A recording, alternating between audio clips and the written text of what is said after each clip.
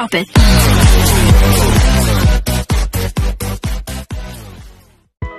Good day mga ka-sports natin dyan.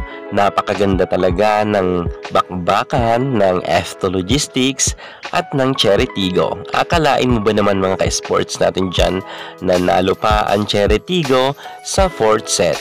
At pagdating nga naman dito sa 5th set ay talagang itong si Princess Robles ay nagpakita talaga ng kanyang mga powerful attack, maging itong si Maylin pa at ay unstoppable din. Kung saan naman mga ka-sports natin dyan, hindi nga nakahataw maigi ang kupunan nga ni Ivy Lacsina dahil mainit na nga itong si Maylin Paat at si Ea Laure at sumabay pa dyan si Princess Robles. At ang nasabi nating F2 Logistics team ay mukhang nanghina nga sila pagdating dito sa 5th set. Maganda naman ang galawan ng F2 simula ng 1st set hanggang 4th set, kahit sabihin natin na tumabla nga sa laban ang Cherry, pero kita natin na hirap talaga ang Cherry Tigo na talunin nila ang F2. Pero ibahin ninyo ang Cherry Tigo sapagkat mukhang sanay na sanay talaga sila sa 5th set dahil makailang beses na nga silang inabot ng 5th set at sila nga ang nagwagi.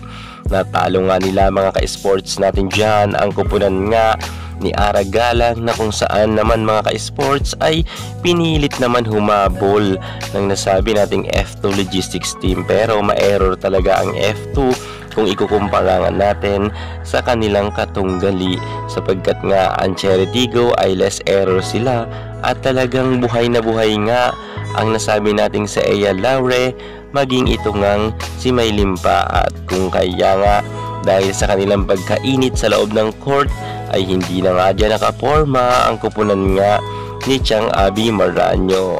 Samantalang mga ka-sports natin dyan, marami nga nasasayangan sa F2 Logistics na sana nga ay panalo na sila dahil nga natatambakan nga nila ang Cherry Tigo. Pero syempre hindi naman to paramihan ng ganun ng score. Paramihan to kung pirang set ang iyong naipanalo. Kahit sabihin natin na mababa ang nakuhang score ng Cherry Tigo ng 2nd set at ng 3rd set ay kapansin-pansin na talagang natambakan nga sila ng F2. Pero pagdating naman sa 4th set ay lumaban na nga ang Cherry kung kaya nanalo sila. At pagdating naman dito sa 5th set, dito na nga ng problema ang kupunan nga ni Coach Regine Diego at napapa-time out talaga siya dyan sapagkat nga grabe na ang kalamangan mga ka-sports natin dyan.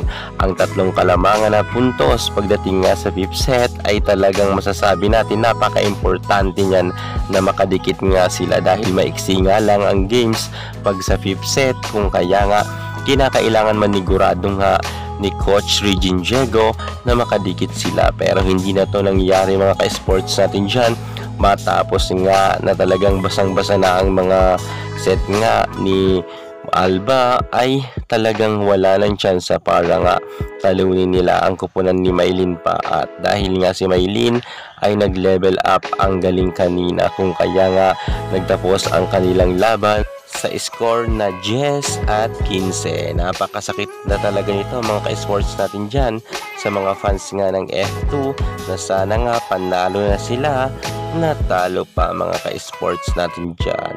Kung kaya masasabi ko na lang na talagang bilog talaga ang bola. Congratulations mga ka-sports sa mga fans nga ni Ea Laure na kung saan ay napaswag nga siya kanina dahil nga nalamang na sila at naipanalo na nila ang kanilang laban. Magaling talaga itong si Ea Laure at masasabi ko na talagang karapat dapat naman ang kanyang team sa semifinals. Muli, congratulations Cherry Tigo team.